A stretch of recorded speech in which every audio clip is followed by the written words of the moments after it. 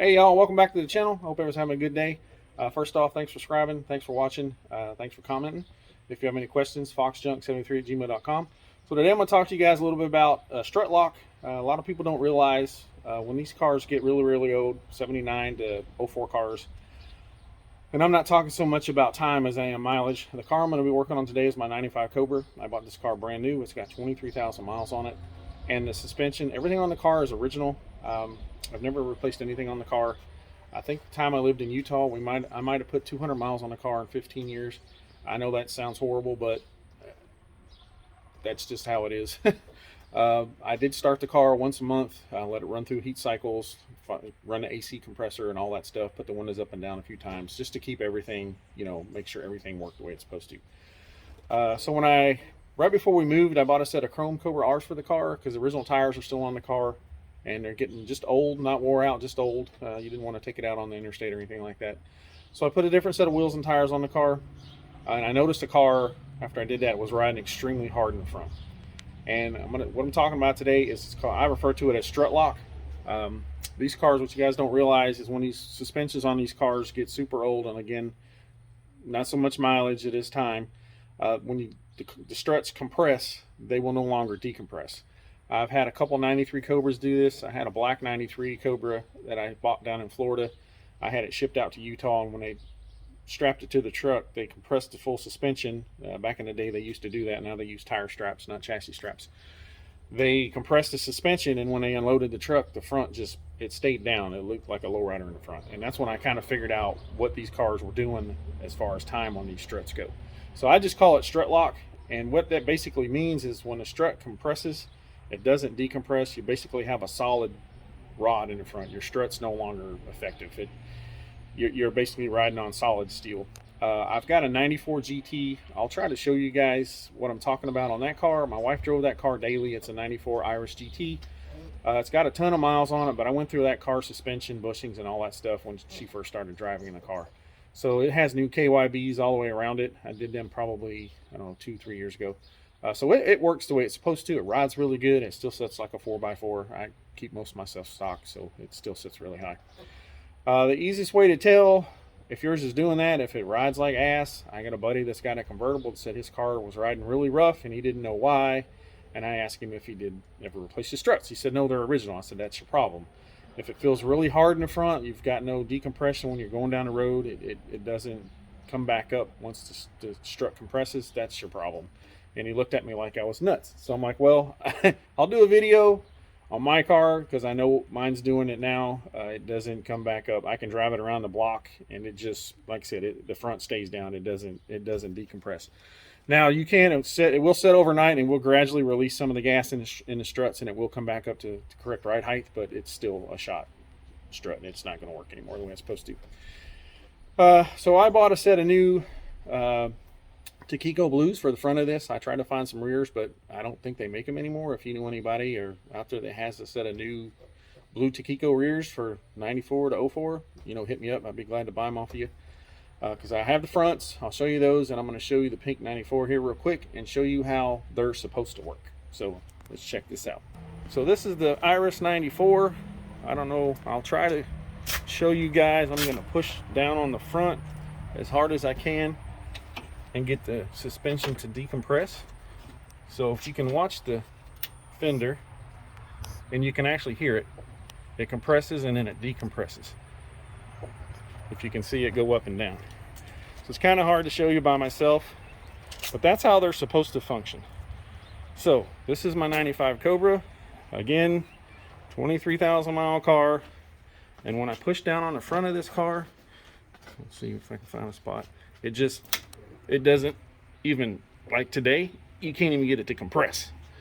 So I don't know if you can see that, but the suspension is basically, it's solid. This is not even compressing at all today. And if you look at the front wheel, because I moved it from the back of the shop to the front, you can see it's not a lowrider, but compared to the 94, it's sitting about 2 inches above the tire, which normally this car sits about 4. So these are the new Takiko blues I bought for it. So if anybody's got a set of rears, hit me up. So what I'm going to do, I'm going to jack it up, I'll pull the wheel, get the strut taken off the car, and I'll show you guys maybe once I get the strut off how it'll compress, but it won't decompress. So let's get this thing taken apart, and I'll show you what we got. All right, so I got the driver's side strut off the car. Super easy on SN cars. You don't got to take the caliper off. Center bolt on the strut, 2 nuts and bolts on the strut itself on the spindle. Super easy. So I should have done this on camera. The strut was all the way extended, basically decompressed, just because the weight of the spring in the car, it will pull the ram out of the strut itself. I pushed it down. When I took it out, it didn't come back up. So I'll show you this real quick. So right hand side, original 20,000 mile, super clean, low mileage, 95 Cobra strut. So it shouldn't do this. I pushed it down. I can't even pull it back out of the strut. It's basically stuck in there. So on a new strut, you should push it down like this one. It's kind of stiff. You should be able to push it down and it pushes back up. See that? That's a correct working strut. That's how it's supposed to work. So that's what I refer to as strut lock. Once these struts get shot, they decompress as you hit a bump, and they compress and they no longer decompress. So for those of you who kind of thought I was kind of crazy and didn't know what I was talking about, that's a worn out strut. I know some of it is probably because I didn't drive the car. I've noticed this mostly on cars that sit for a long time that don't get used. I've seen 94, 95 Cobras with 200,000 miles on them with probably original struts, and they don't have this problem. But cars that sit, these wrapper cars or these cars that don't get driven, that just sit in the garage, if you remember, it rode really nice for a Fox, and you got back to go back in it, and it rode like extreme race car hard like ass. That's what causes it. So I'm gonna show you the front real quick, how easy it is. So literally took me 5 minutes. I will take, let's see over here, I'll take the center nut, which is this right here, off the top of the strut, to drop it down through the top, and then just the 2 bolts off the strut itself to take it off the car. You don't have to take anything loose on an SN car.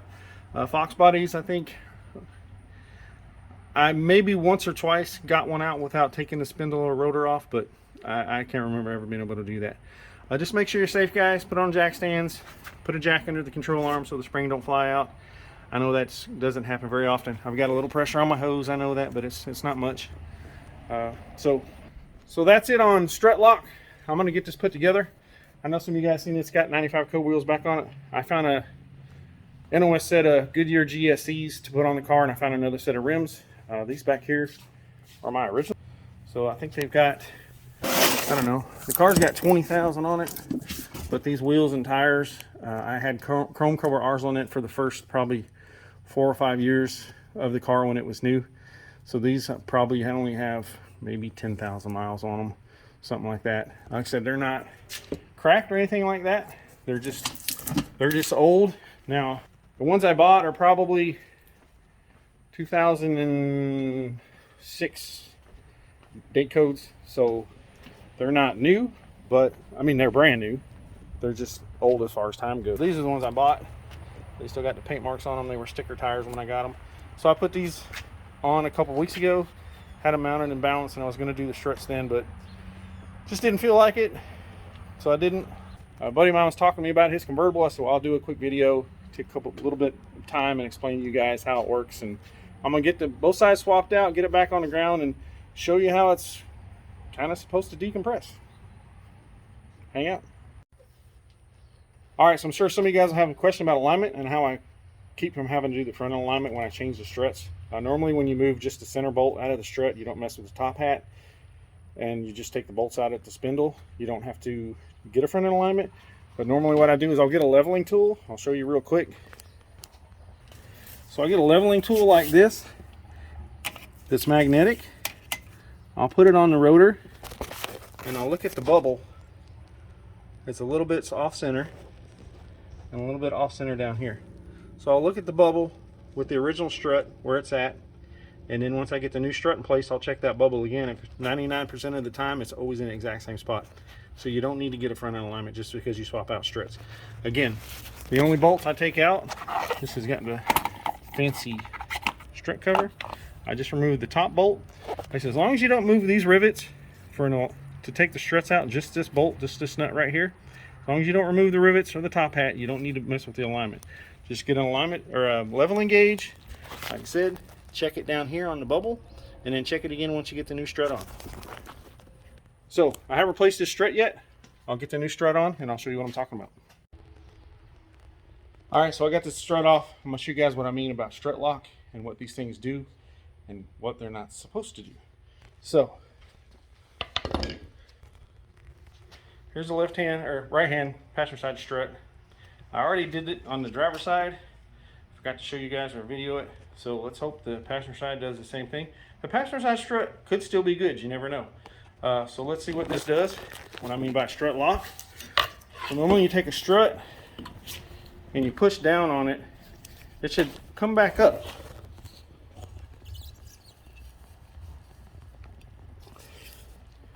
That's what I mean by strut lock. It doesn't come back up at all. Once it goes down, it locks in place. I don't know what causes it. I'm pretty sure it's just from lack of use, not driving the car. Like I said, it doesn't matter about mileage. It's mostly time and just, you know, probably not being used. But I've tried to pull these back up. They won't come out of the strut at all once they're in the down position. This is a brand new strut.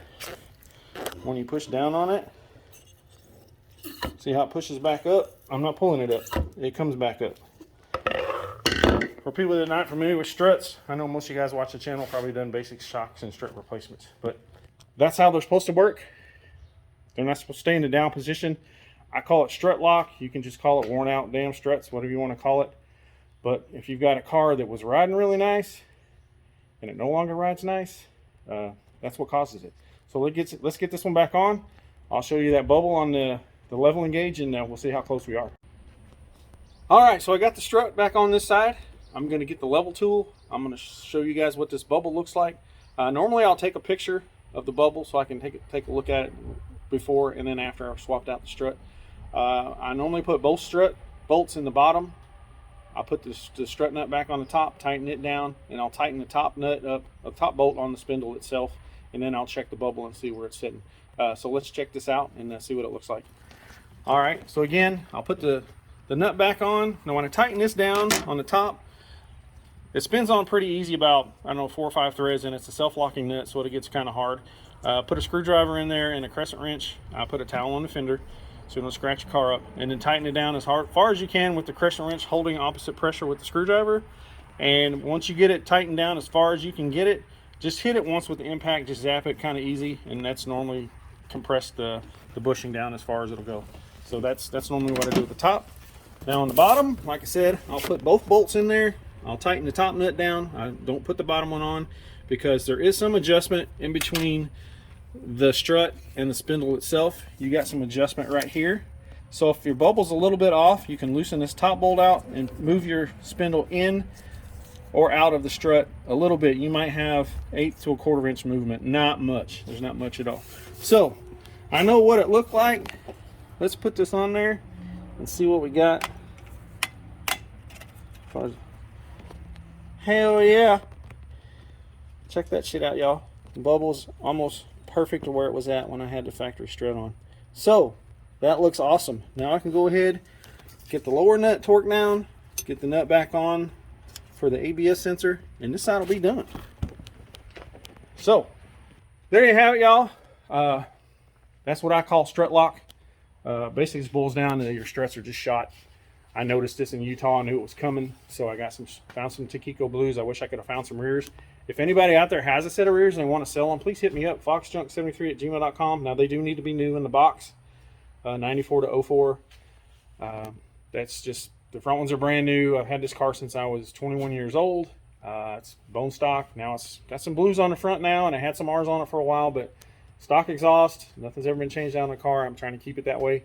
I'll keep the original struts. Maybe one day somebody will rebuild original struts and we can get these redone and put them back on the car.